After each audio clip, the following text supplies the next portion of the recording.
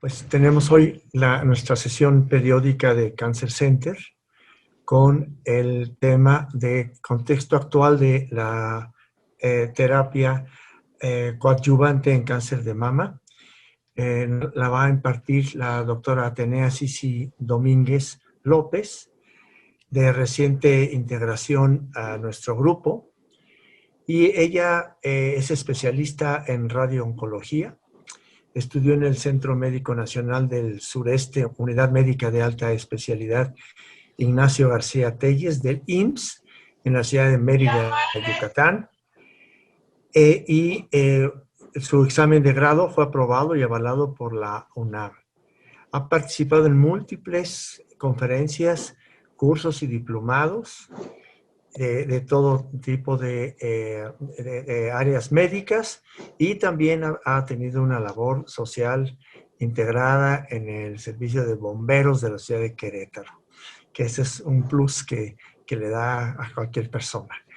Y tenemos el agrado de que el doctor Elier Hernández, jefe de radiooncología, haga la introducción al tema y en conjunto nos presenten este interesante aspecto del tratamiento en cáncer de mama. Doctor Elier Hernández, por favor. Muchas gracias. Voy a hacer una presentación nada más de cómo hemos trabajado durante este año de pandemia con las pacientes de cáncer de mama.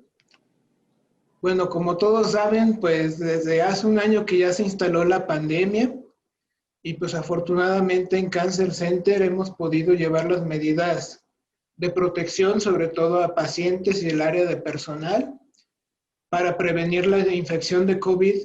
Y este proceso inicia desde la recepción, donde se les hace interrogatorio a los pacientes para ver que no tengan algún síntoma, hasta también la valoración por el médico y también sobre todo por los técnicos. Se han aplicado en este momento 4 Rs en tiempos de COVID para hacer menos posible la posibilidad de infección, que número 1 son visitas remotas, número 2, evitar radioterapia siempre y cuando sea posible, diferir radioterapia y también acortar la radioterapia, que es uno de los temas que también va a comentar la doctora en su presentación. Durante este año de pandemia hemos tenido 47 pacientes con diagnóstico de cáncer de mama. Hemos dado tratamientos con fracciones convencionales en 11 pacientes, y eso fue al inicio de la pandemia, y cada vez se han optado por tratamientos definitivos hipofraccionados, y en total han sido 28 pacientes las que han recibido este tipo de tratamiento, y desafortunadamente todavía llegan pacientes para tratamiento paliativo, que eso afortunadamente cada vez es menos, y solo hemos tenido 8 casos de pacientes para tratamiento paliativo.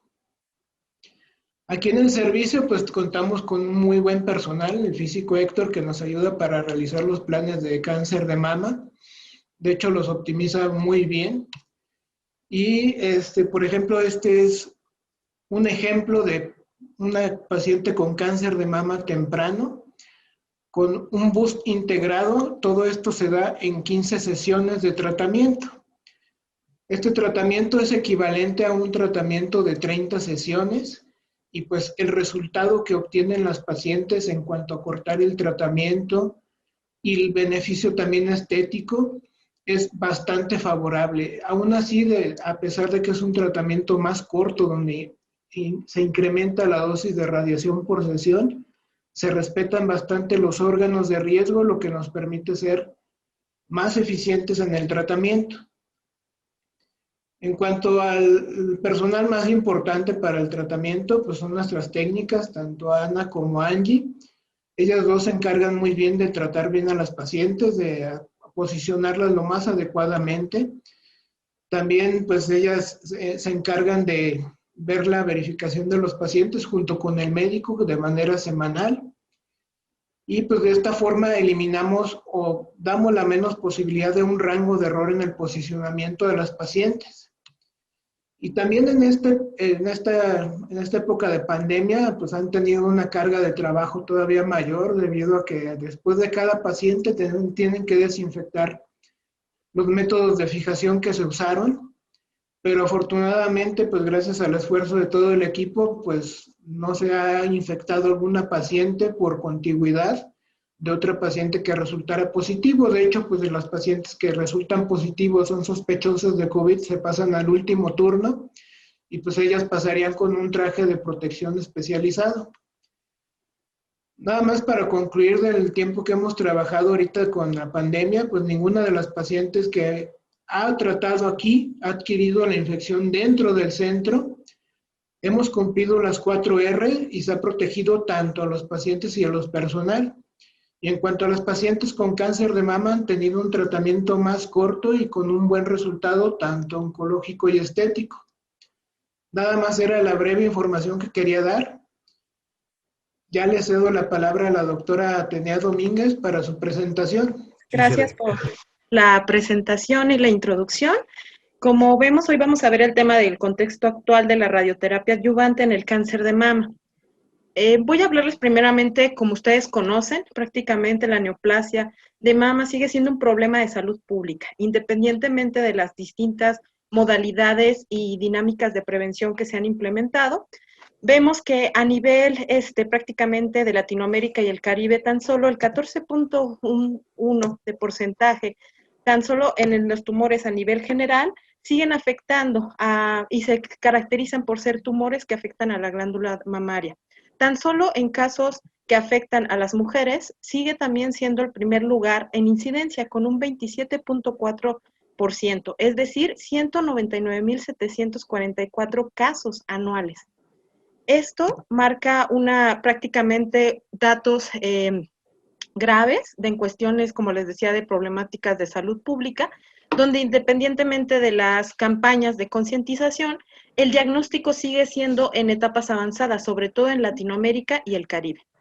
Hablando de mortalidad, vemos que hay un 7.8 de mortalidad a nivel prácticamente de Latinoamérica y el Caribe, que se caracteriza por ser más o menos de 52.558 casos anuales, y en específico en el sexo femenino corresponde un 16.1 de porcentaje. ¿Esto qué quiere decir? La primera causa de muerte por un tumor en las mujeres. Entonces, para América Latina, según los cálculos de la Organización Panamericana de la Salud, en el 2030 los casos de cáncer de mama van a incrementar en un 60% y sigue este porcentaje siendo mayoritariamente en un diagnóstico en una etapa 2 y 3, es decir, etapas localmente avanzadas, y para nuestro continente americano, sobre todo lo que es Latinoamérica y el Caribe, estamos diagnosticando estas pacientes en edades desde los 40 años a los 60. En relación a en comparación a otros continentes, ¿no? Donde las pacientes son pacientes de edad más avanzada, por ejemplo, en Europa o Estados Unidos, donde la mortalidad es menos de la mitad que en nuestro continente. En México, pues estamos frente a una situación también alarmante. La edad promedio de muerte de estas pacientes es a los 63 años, es decir, mujeres jóvenes aún, con una incidencia que tenemos acumulada de 100,000 mujeres mayores de 20 años que presentan estos tumores. Y a diferencia del continente de lo que es Estados Unidos, en México estas pacientes son sometidas a mastectomía en un 69%. En relación a Estados Unidos, en el cual solo el 35% es sometido a un manejo con mastectomía. La mayoría son manejadas con cirugía conservadora. Uno de los mensajes que es un poco más alentador es que la mortalidad ha ido disminuyendo y se calcula que aunque la incidencia se incremente, la mortalidad va a ir disminuyendo debido a modalidades de diagnóstico precoz, que estas han tenido un mayor éxito de implementación en países de primer mundo, y un beneficio a largo plazo de todas las terapias adyuvantes que se han implementado, es decir, esta unión del manejo multidisciplinario, tanto sistémico como de radioterapia. El objetivo principal es que logremos, por ejemplo, en este equipo de trabajo con Clínica de Mama, una etapificación adecuada, una identificación del problema clínica específica de cada caso, ya que esto nos va a poder orientar desde algo tan sencillo como determinar la extensión de la enfermedad, pero su pronóstico y sobre todo la selección del plan terapéutico. facilitar la comunicación entre el equipo de trabajo y determinar manejos individualizados que puedan definir qué grupos de pacientes requieren tratamientos un poco más intensivos, agresivos o modalidades terapéuticas más sencillas. Recordemos que, según las estadísticas, hasta un 30% de la atención de pacientes oncológicos corresponde en los centros a la atención de pacientes con afectación de tumores de cáncer de mama. Pues en una línea del tiempo, donde son más expertos ustedes, nuestros compañeros quirúrgicos, donde básicamente se inició el manejo del cáncer de mama desde terapias sumamente agresivas, manejos radicales, por ejemplo, las intervenciones realizadas por Halsted, que duraron más de 100 años, donde el manejo era radical, donde las complicaciones y la morbilidad que confería manejos tan agresivos, tanto a nivel muscular como hasta exploraciones que se tiene en la literatura recabado, que exploraron Mediastino, todas estas morbilidades y mortalidad alta para el manejo del cáncer de mama, pues como vemos en esta línea del tiempo, fue cambiando, fue evolucionando de acuerdo al estudio de la historia natural de este tumor y las nuevas intervenciones que pasaron de ser manejos radicales a manejos conservadores, a preservar no solo la cuestión funcional, sino estética de las pacientes. Y como podemos ver, pues también la implementación del ganglio centinela, la cirugía conservadora e incluso la cirugía oncoplástica. ¿Qué pasa por nuestra parte? Bueno, como podemos recordar, el descubrimiento de lo que fue un aparato de rayos X como tal, las radiaciones ionizantes, por Röntgen en 1895, y posteriormente los experimentos e investigaciones por Marie Curie y su esposo, y Becquerel, donde se empezaron a aislar los distintos materiales radioactivos, y de qué manera ellos fueron describiendo cómo estas fuentes radioactivas podían ir tratando los tumores. Empezó la descripción no solo del fenómeno de la radiación ionizante y su uso diagnóstico, sino también su uso terapéutico, el análisis de lo que era ya la radiobiología. Recordamos que esto se inició con la curioterapia, el uso del radium, que no solo era oncológico, sino también vemos que lupus, angiomas, nevos, o sea, era la última panacea a principios del siglo pasado. Pero también los efectos nocivos de la radiación podían ser inmediatos, como vemos en esta imagen, la afectación inmediata a lo que era la piel, pero también podían presentarse de manera tardía y no eran documentados.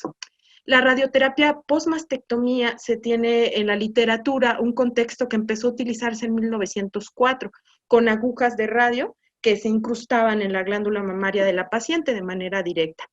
Y también en 1932, Jeffrey Coyne utiliza también en cáncer de mama la aplicación de estas agujas de radio, pero ya en los niveles ganglionares suprainfraclaviculares, incluso en mamaria interna y en la glándula. La radioterapia como tal no solo ha avanzado, como les comento, en el uso de ciertos materiales que producen radiación ionizante, sino también en los equipos que pueden utilizar las partículas para estas finalidades de tratamiento, desde el uso de la bomba de cobalto, más o menos desde los años 50 a los años 80, aunque hay varios estados donde todavía utilizan cobalto, hasta la implementación de los aceleradores lineales de partículas. Podemos decir que la radioterapia ha evolucionado a la par con la evolución de las técnicas de imagen. Por ejemplo, como describimos, Röntgen en 1895 se empieza a usar curioterapia, cobalto, el acelerador lineal empieza a haber una serie de descubrimientos, por ejemplo, lo que era la radioterapia 2D, es decir, en segunda dimensión, utilizando radiografías como tal, se diseñaban los tratamientos en segunda dimensión. La integración de lo que fue la tomografía helicoidal, que permite recrear imágenes en tercera dimensión, es decir, crear imágenes volumétricas a partir de los softwares de planeación.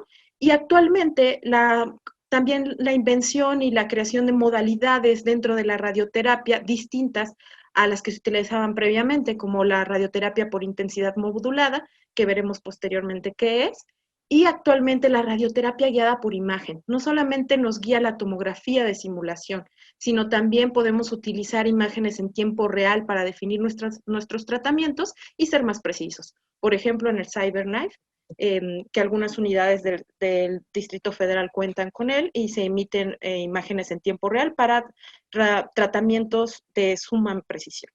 Entonces, como les decía, las técnicas, los aparatos han ido evolucionando, han mejorado la calidad y la precisión de los tratamientos. Dentro de la radioterapia, entonces, tenemos varios objetivos. Un objetivo radical, adyuvante, no adyuvante o paliativo. El día de hoy vamos a abordar lo que es la radiación adyuvante, en específico en cáncer de mama, con el objetivo de destruir las células posterior al manejo quirúrgico, que vamos a ver ya sea en etapa temprana o en etapa tardía, donde una dosis de radiación, como comentó el doctor Elier, alta, por ejemplo, al lecho quirúrgico o a la glándula mamaria o a la pared costal, con poca toxicidad. Una mayor eficacia con un equilibrio de mejor tolerancia, porque como vimos previamente, antes se administraba radiación desde hace muchos años, pero las dosis no eran controladas y no se tenía entonces una conciencia de la tolerancia de los tejidos sanos. Entonces, estos avances nos permiten identificar el tumor adecuadamente, la tomografía que se realiza de simulación, en algunos casos de algunas otras tumoraciones, la utilización de un PET, por ejemplo, o la fusión que podemos realizar con resonancia magnética.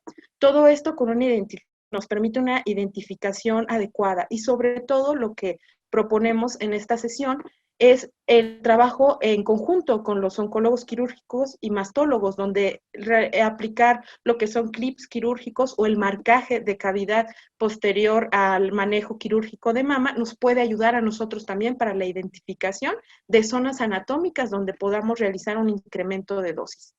Esta dosimetría nosotros la analizamos después de que los físicos realizan el plan y posteriormente pasamos a lo que es administración del tratamiento. Como sabemos, la radioterapia intenta reducir lo que es la tasa de recurrencia posquirúrgica. ¿Por qué? Porque va enfocada, como vimos, a la enfermedad micrometastásica. Conocemos varios estudios pivotales que han demostrado el beneficio absoluto del tratamiento con radiación. Mi objetivo en esta plática, lámina de la CO, es hablarles que el cambio de frecuencia del tratamiento es algo que ha prevalecido en este último tiempo, donde la pandemia ha sido protagonista. Es decir, previamente, donde una paciente era sometida a cirugía y se administraba un esquema de radioterapia convencional de 25 sesiones, que en total eran 50 grays, actualmente podemos administrar 15 sesiones de radioterapia, que prácticamente son 3 semanas de tratamiento. Y de contar con otras cuestiones tecnológicas, en algunos otros hospitales pueden implementar incluso lo que es la radioterapia intraoperatoria y la irradiación parcial de mama. Es decir, actualmente estamos en un momento crítico donde podemos dar a las pacientes el tratamiento necesario y en un menor tiempo posible, con una seguridad y eficacia de que vamos a lograr porcentajes de control de la enfermedad y también de supervivencia libre de enfermedad. Sabemos que en etapas tempranas ya se ha comprobado que la radioterapia posterior a cirugía conservadora, como les decía, disminuye la recidiva local. Y que esto repercute en la supervivencia específica. Aunque, bueno, a veces las pacientes ya no morían por cáncer de mama como tal, sino cuestiones de mortalidad de otras causas. Sabemos entonces que hay una serie de indicaciones y que las contraindicaciones para administrar radioterapia posterior a cirugía conservadora es el embarazo, ya que no podemos someter a una mujer embarazada a radiación, las microcalcificaciones difusas o enfermedad multicéntrica, y también hay algunas contraindicaciones que son relativas. Por ejemplo, cuando el paciente o la paciente ha recibido radioterapia previa al tórax anterior, habría que determinar el tiempo que ha pasado y enfermedades, sobre todo del tejido conjuntivo, que se encuentren activas, esclerodermia, lupus, etcétera. En el escenario del cáncer de mama localmente avanzado, sabemos que es un grupo heterogéneo de situaciones clínicas que sobre todo hay que individualizar, porque podemos estar ante una etapa localmente avanzada o también ante una paciente con carcinoma inflamatorio. Actualmente sabemos que el manejo ideal es el manejo multimodal, el tratamiento quirúrgico acompañado del tratamiento sistémico y la radioterapia en base al perfil molecular de la paciente, su inmunohistoquímica, sus características histológicas, la etapa inicial. Entonces, sabemos ya que la radioterapia postmastectomía, como les decía, reducía el riesgo de recurrencia local en 2/3. En este escenario localmente avanzado, sabemos que aumenta la supervivencia global en 10%. Entonces, el beneficio del control local, como les decía, está obscurecido o le llaman así como que opacado por cuestiones de riesgos de muerte no asociado a este tumor. ¿Cuáles son ellas? Pues bueno, pacientes que recibieron, por ejemplo, radioterapia a mama cuando se usaba todavía el cobalto. Entonces, nos dimos cuenta en base a estos estudios que había toxicidad, sobre todo cardiotoxicidad y también toxicidad a nivel pulmonar, sobre todo en cuestión también del manejo asociado con el tratamiento sistémico. Entonces, como vemos aquí, la mayoría de las muertes fueron debidas a enfermedad cardíaca. Entonces, las técnicas antiguas no nos permitían otorgar una protección tal vez adecuada a los órganos de riesgo, o no teníamos esta literatura, esta evidencia de la afectación, sobre todo, por ejemplo, a la arteria descendente, a la coronaria a nivel cardíaco. Sabemos que entonces la afectación de los ganglios axilares se correlaciona con un mayor porcentaje de recaída a 10 años en estas pacientes.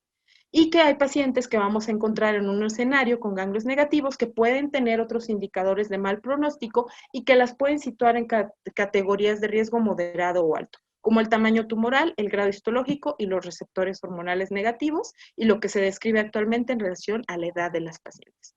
Entonces, iniciando con el hipofraccionamiento, sabemos entonces que hay ciertas indicaciones ya por las guías americanas de radioterapia, como la edad de 50 años, las etapas, aquí hablaríamos de una etapa temprana, un patológico T1, T2, N0, la realización de la tumorectomía, que no recibieron quimioterapia, y donde a nivel ya de la radioterapia de especificaciones tenemos que analizar lo que es la cuestión de la homogeneidad o cómo la dosis que la radiación se administra se va a distribuir en el volumen de tratamiento, es decir, la mama que se conservó.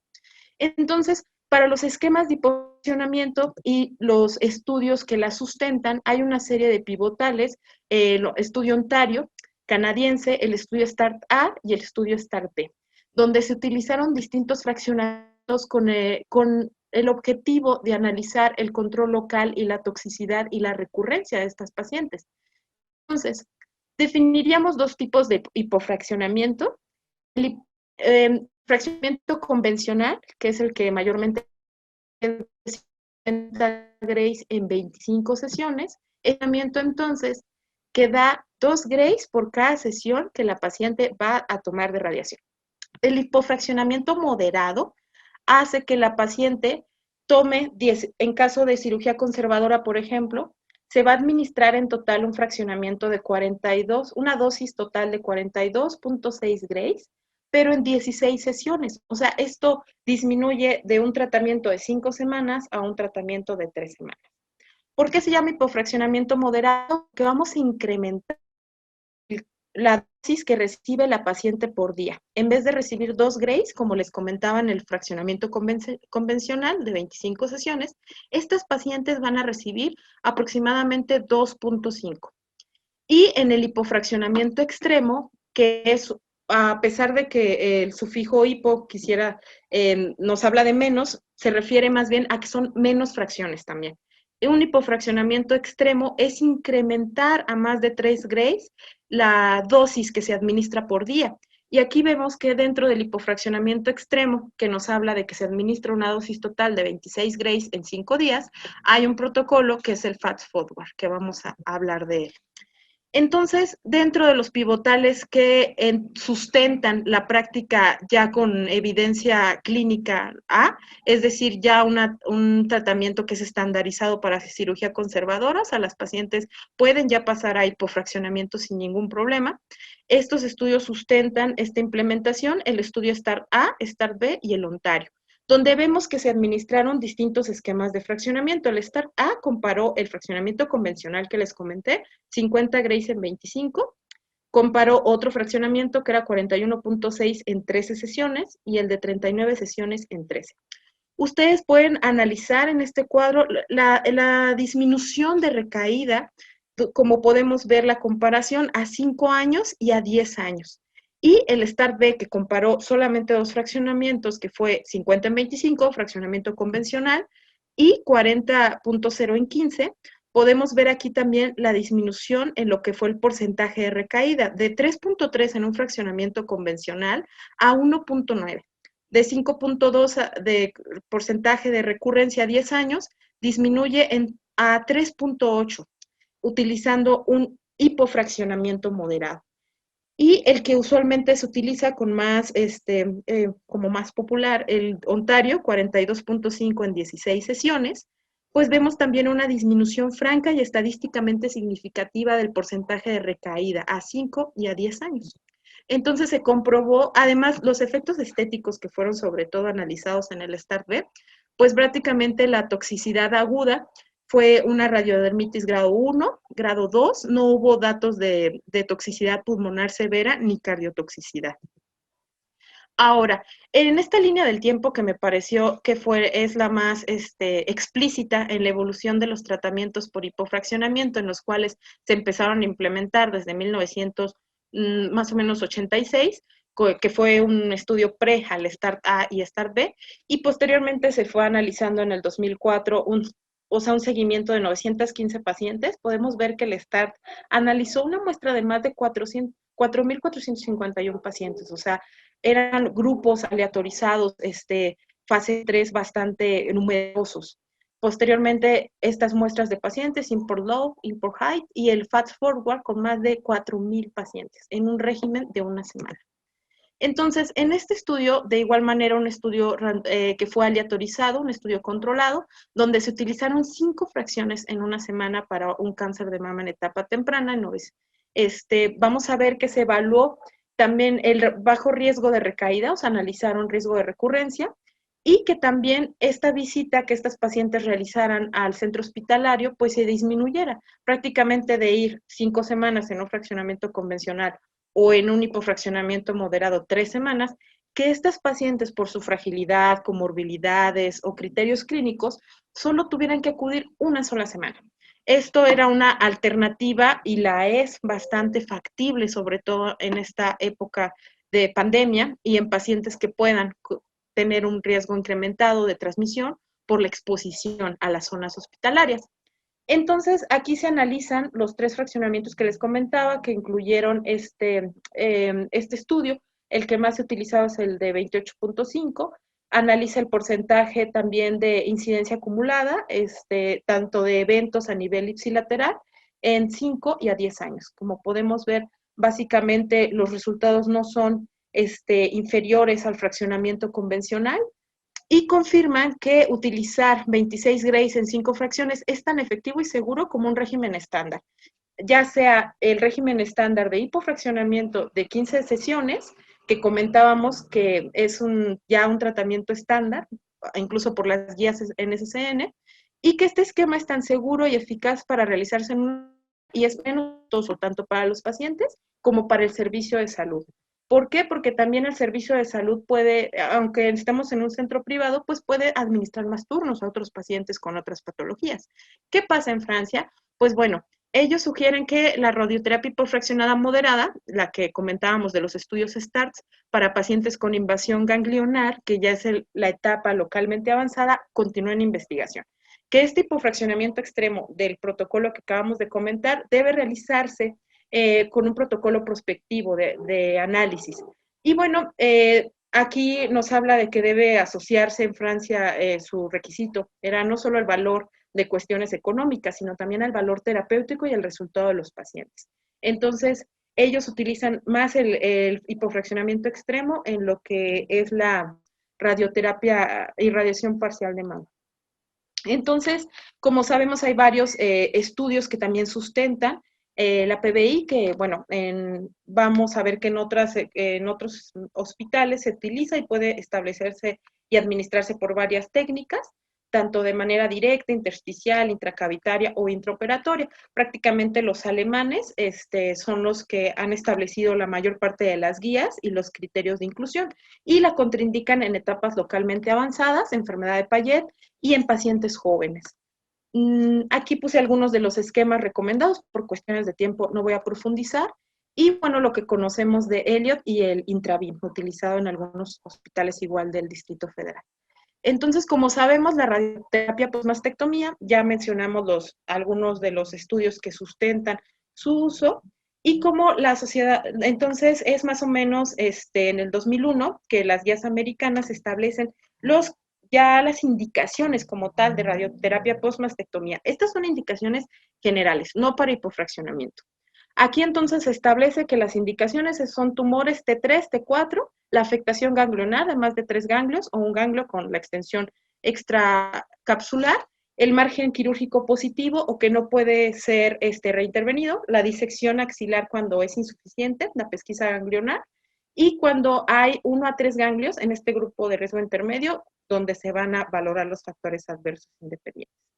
Entonces es cuando sale una actualización de estas guías en el 2017, donde, bueno, hay otra vez se establece un grupo, como ustedes saben, de pacientes controversiales de riesgo intermedio, donde las recomendaciones, pues, es prácticamente analizar la edad de estas pacientes como factor adverso, la esperanza de vida que puede tener, los factores biológicos que pueden ser adversos para la respuesta terapéutica, como la sobreexpresión de HER2, los receptores estrogénicos, y algunos factores patológicos, como el tamaño tumoral, el número de ganglios afectados, el tamaño de las metástasis a nivel ganglionar, el grado histológico y la permeación linfovascular, individualizando estos criterios, determinar entonces en cada caso si la paciente debe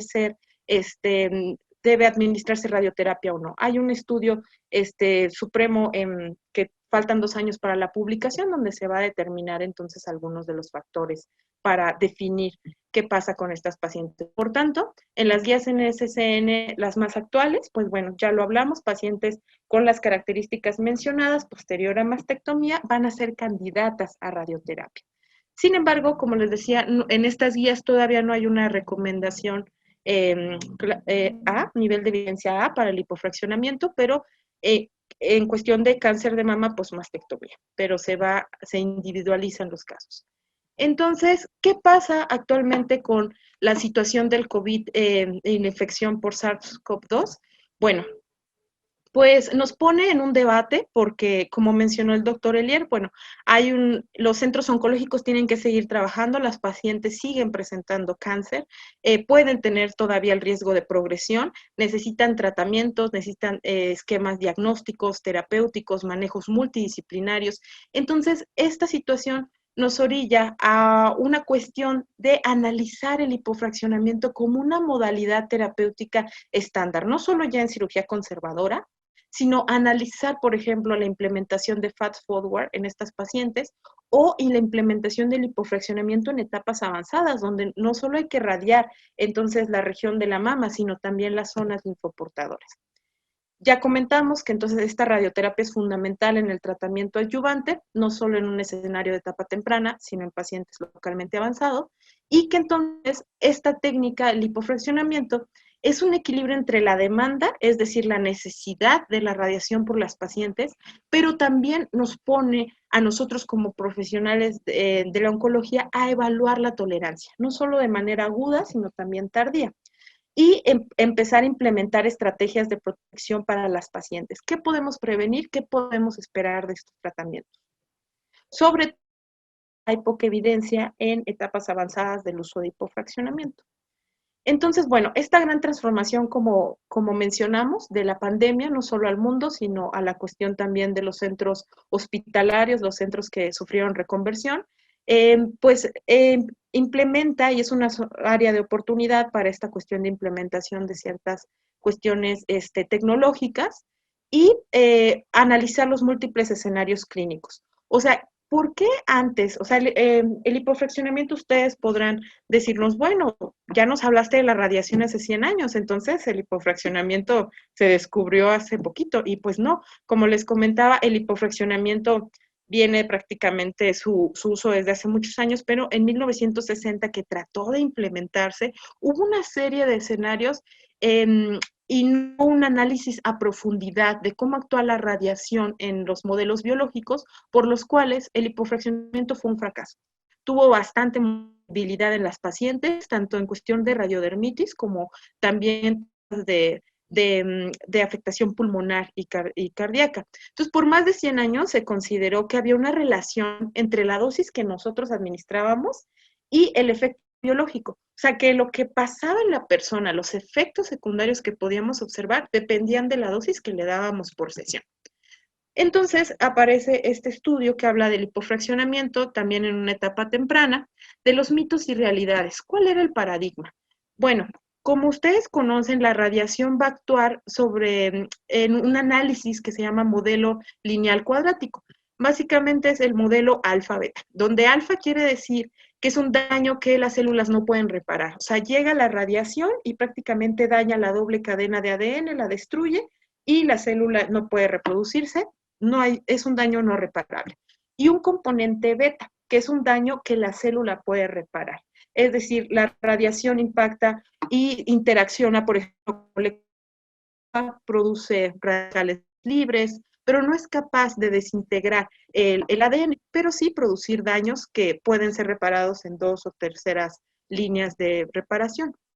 Entonces, el modelo alfa-beta es el que prácticamente sustenta cómo nosotros estudiamos o analizamos los efectos de la radiación, dependiendo de la célula a la cual dependiendo de la célula que se somete a radiación. No es lo mismo cómo actúa una célula de un tumor epidermoide, donde ustedes han notado que pues, la radiación tiene un efecto muy rápido, 3, 4 sesiones, y empieza a haber datos de lisis de las células, a un tumor, por ejemplo, prostático, un adenocarcinoma, donde, bueno, la radiación interactúa de manera más lenta. Entonces, el estudio de la radiobiología nos permitió entender la toxicidad no solo a nivel de las células tumorales, o sea, cómo actuaban las células tumorales del cáncer de mama. Se dieron cuenta también, esto fue analizado en los estudios STAR que les comenté, que el alfa-beta o la relación de este modelo de células y la muerte por radiación en cuestión del tumor de mama es igual a 4. Entonces, que prácticamente el tejido sano y el tejido de la mama responden de una manera muy similar a la radiación.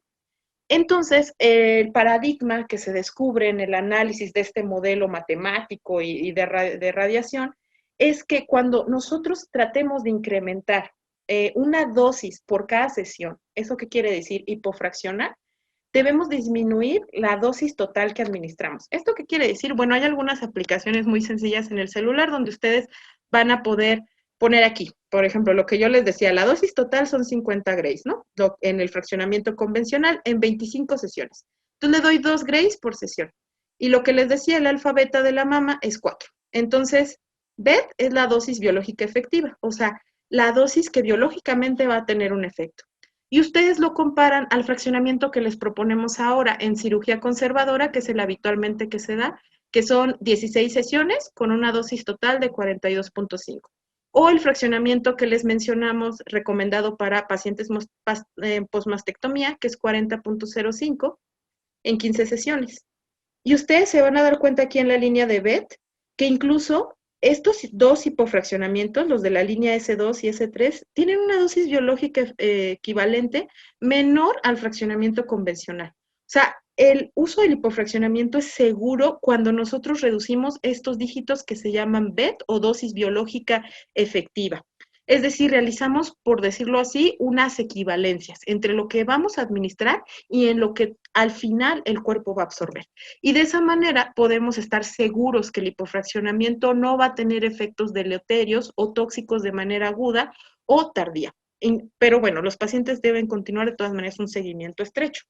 Hay entonces algunas otras cuestiones que se tienen que analizar en la planeación de estos pacientes, que es la homogeneidad de la dosis, lo que les mencionábamos, cómo se distribuye la dosis que vamos a administrar y en dónde se va a producir el punto de máxima dosis dentro del volumen que vamos a tratar. Entonces, como les comentaba, estos estudios pivotales incluyeron pocas pacientes, los STARS, que habían sido sometidas a mastectomía. Son pocos los estudios que vemos aquí de artículos que sustentan el uso del hipofraccionamiento post-mastectomía. Prácticamente este es un metaanálisis que fue desde el 2004 al 2014, donde se analizó y los grupos aleatorizados entre fraccionamiento estándar y pacientes que fueron sometidas a hipofraccionamiento. Y bueno, analizaron de manera estadística, donde se dieron cuenta que la radioterapia hipofraccionada en pacientes postmastectomizadas, su utilización era muy baja, 1.1%, pero esto se incrementó con el tiempo. Aquí pacientes empezaron, por ejemplo, aquí que analizaron Europa básicamente y Estados Unidos, pues se dieron cuenta que se hipofraccionaba más a las pacientes de edad avanzada, de mayor comorbilidades, o que tenían algún impedimento y estaban muy lejos de las instalaciones de radiación.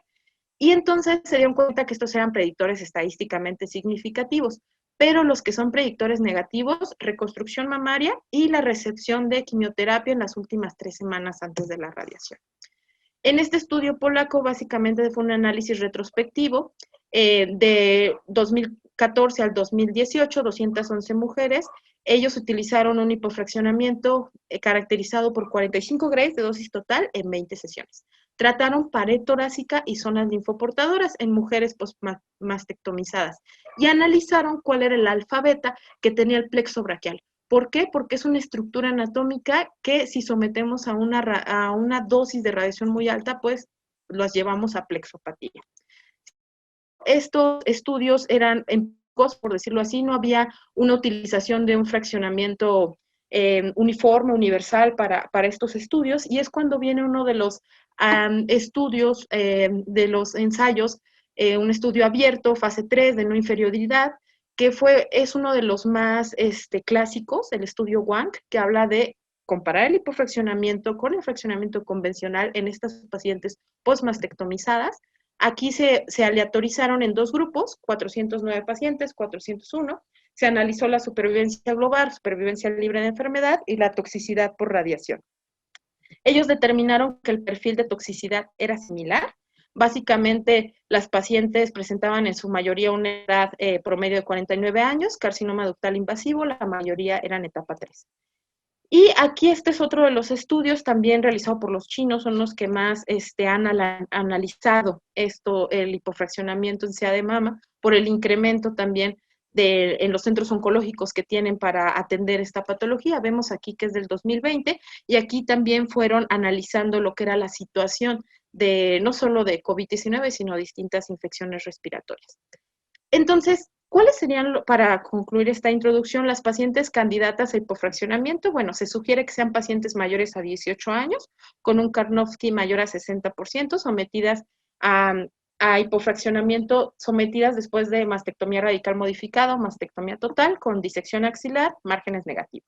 Por lo menos la presencia de un ganglio positivo, tumores T3 o T4, que tengan un intervalo menor a 4 semanas posterior al último ciclo de quimioterapia o un intervalo menor a 12 semanas posterior a la realización de mastectomía radical modificada, si es que recibieron quimioterapia neoadyuvante.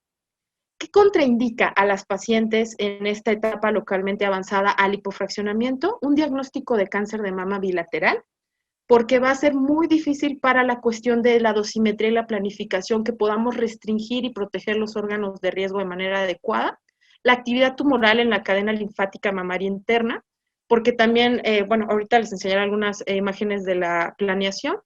Antecedentes oncológicos de radiación ya en la región torácica, alguna presencia de enfermedad de la colágena activa, y comorbilidades con contraindicación relativa o absoluta, por ejemplo, que sean pacientes ya con infección COVID corroborada por PCR o enfermedades, por ejemplo, cardiovasculares en descontrol, insuficiencia cardíaca, insuficiencia pulmonar, que no le permitan a la paciente conservar el decúbito supino para la postura en la cual se administran los tratamientos.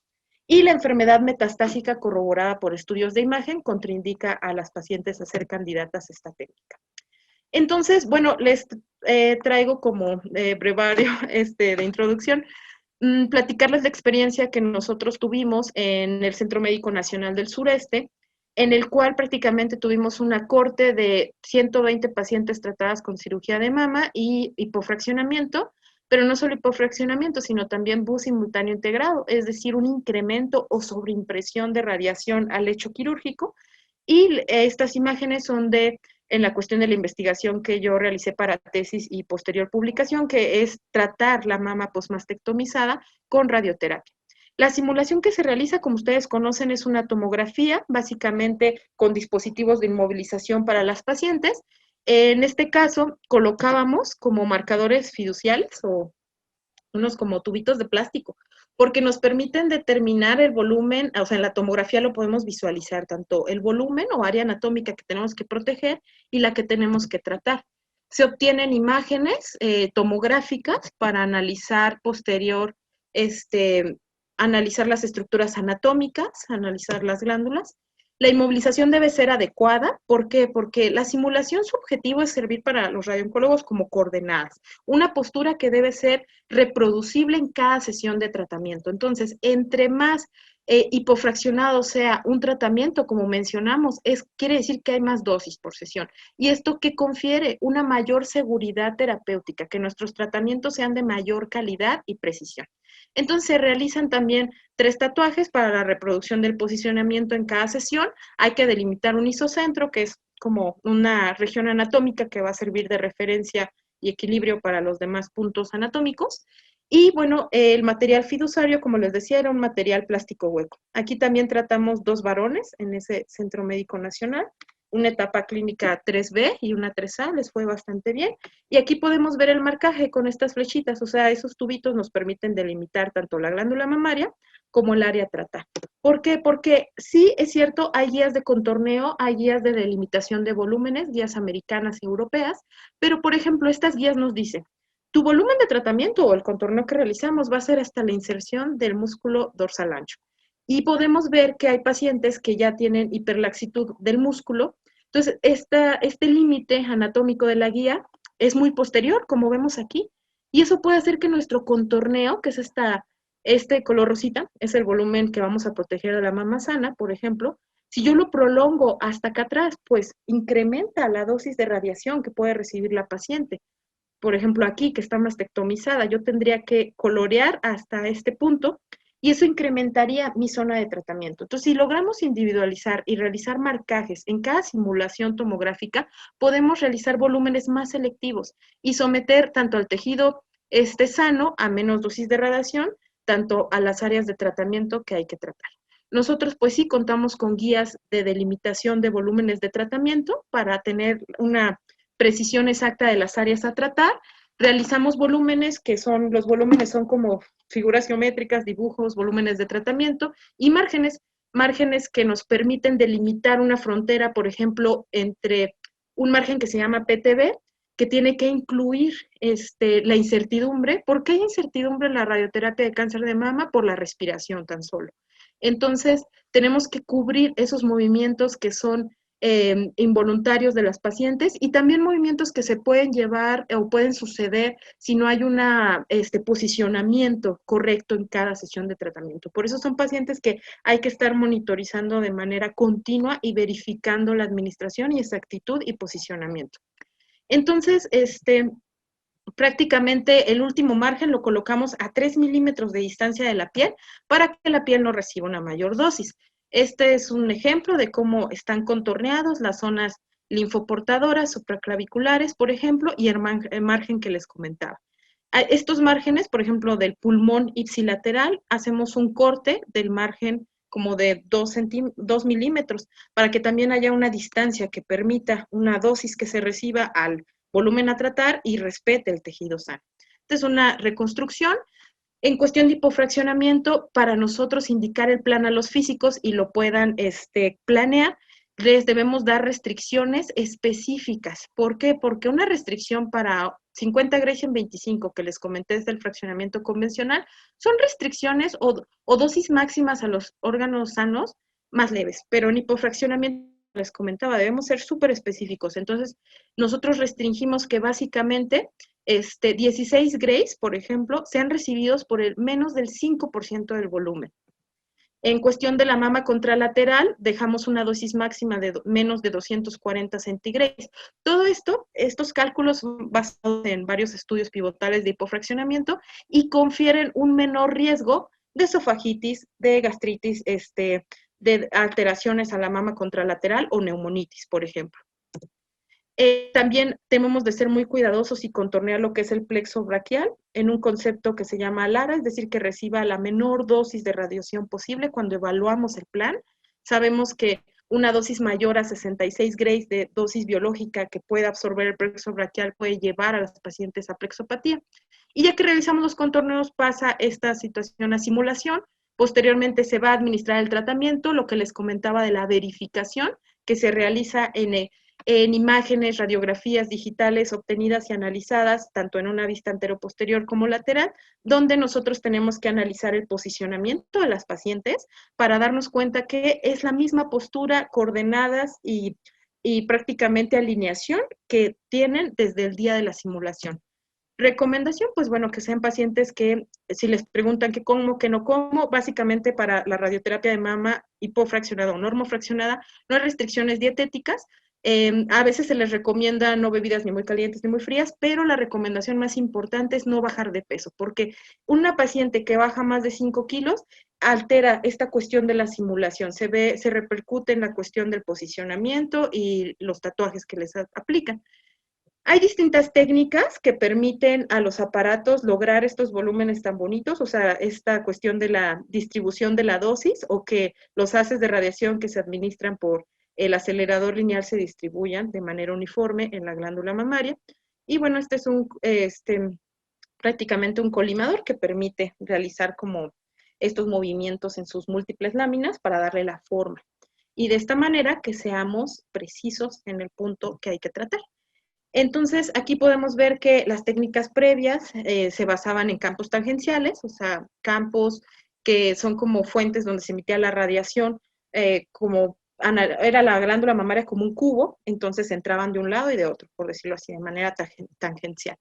Actualmente, bueno, podemos realizar esta técnica de hipofraccionamiento en muchas técnicas, desde radioterapia por intensidad modulada o 3D, y tenemos que cuidar este punto que vemos aquí, nosotros le llamamos inhomogeneidad o dosis alta, dosis más alta, que esté dentro del volumen que nosotros contorneamos, o sea, esto azul sería el volumen que nosotros queremos tratar de la mama. Entonces, analizar que este punto se encuentre dentro de este margen, no fuera, no adentro del pulmón, no dentro del corazón.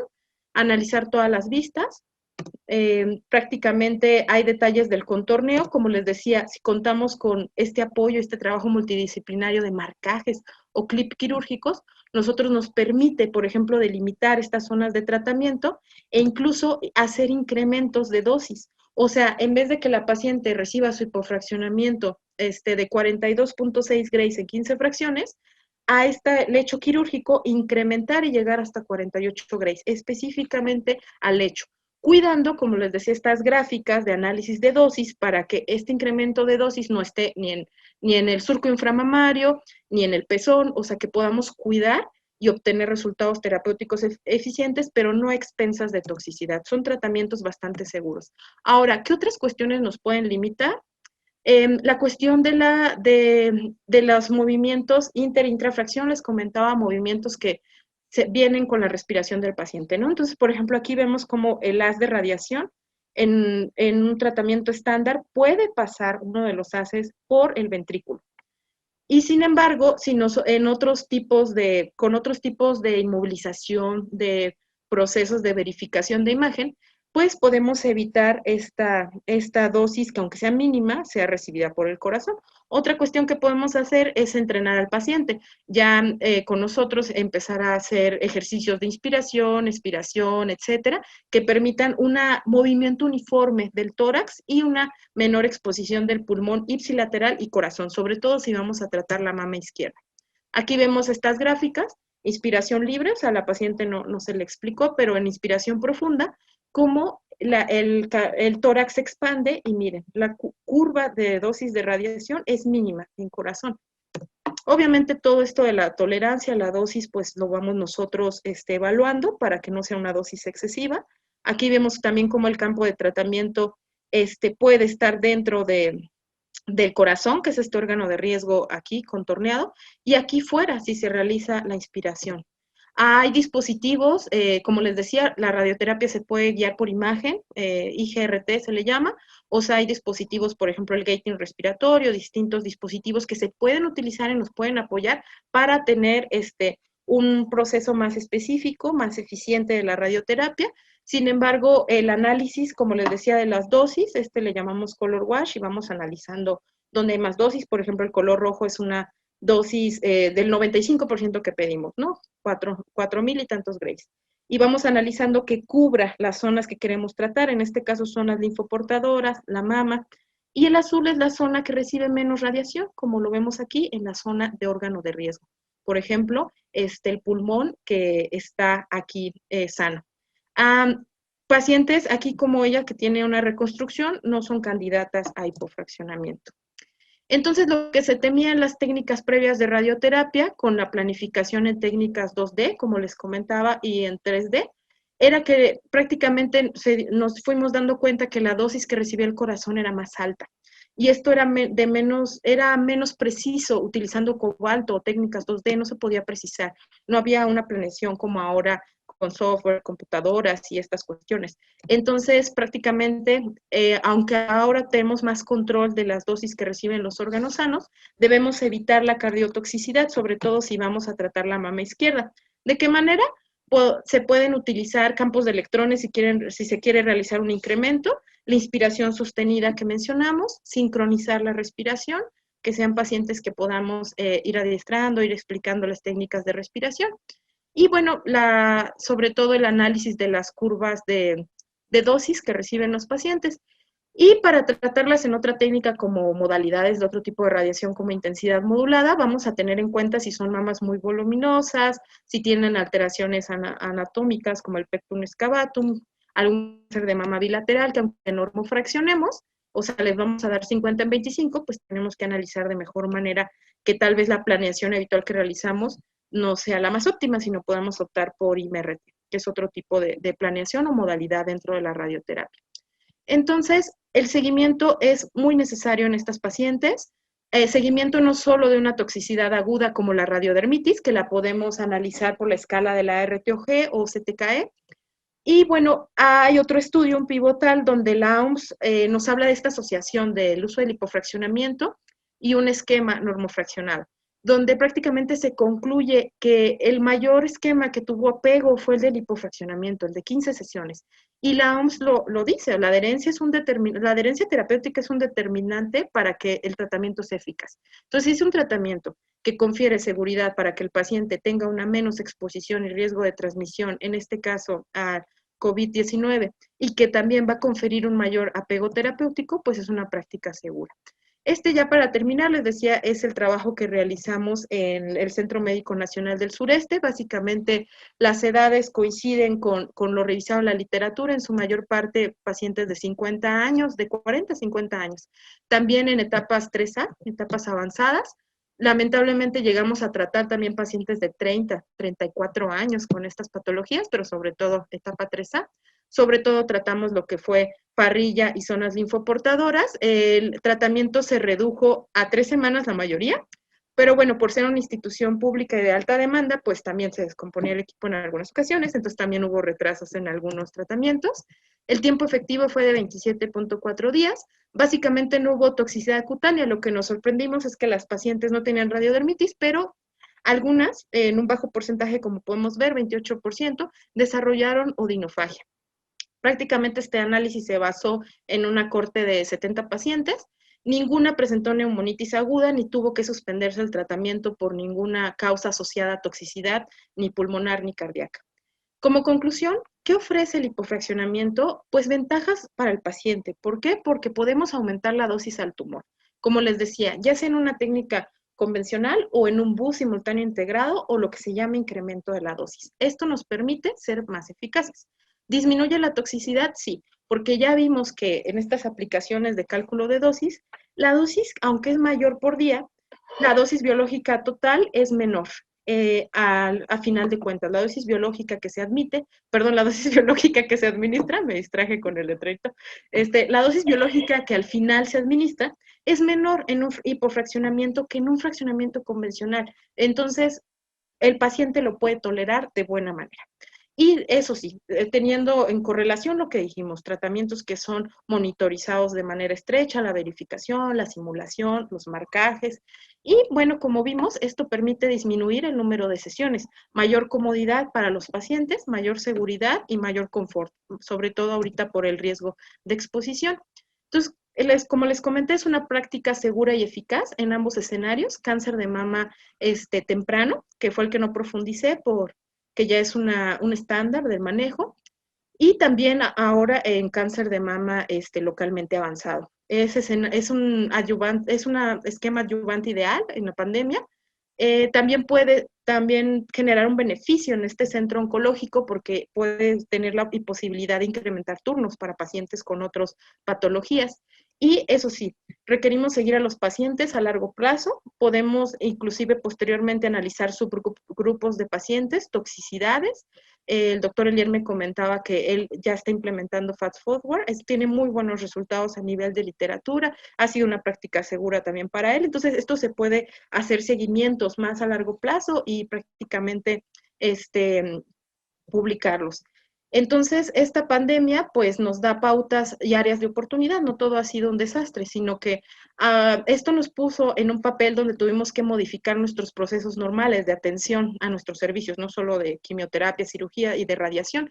Nos permitió renovarnos y adaptarnos a estos cambios y, como vemos, oportunidades para implementar otro tipo de fraccionamientos que no solo en mama se utilizan, ya se está hipofraccionando próstata, recto, con buenos resultados. Entonces también nos permite detectar pacientes vulnerables y con criterios clínicos que puedan ser candidatos a estas modalidades terapéuticas y que, como vimos, tienen sus fundamentos basados en evidencia. Entonces, pues les agradezco. Prácticamente como mensaje, pues es un equipo multidisciplinario la atención de estos pacientes. Entonces, la clínica de mama sería algo bastante efectivo y seguro para que podamos sesionar estos casos y poder ofrecer a estas pacientes pues la mejor modalidad de radioterapia adyuvante y manejo multidisciplinario con ustedes. Pues les agradezco, no sé si tengan alguna duda o inquietud. Muchas gracias, doctora. Pues me permito felicitarla. Pues la verdad es que yo sí quiero felicitarlos a la doctora Atenea Domínguez, al doctor Elier Hernández también, y creo que su labor es extremadamente importante y crucial en la atención y el tratamiento de las pacientes con cáncer de mama y los pacientes con cáncer de mama también.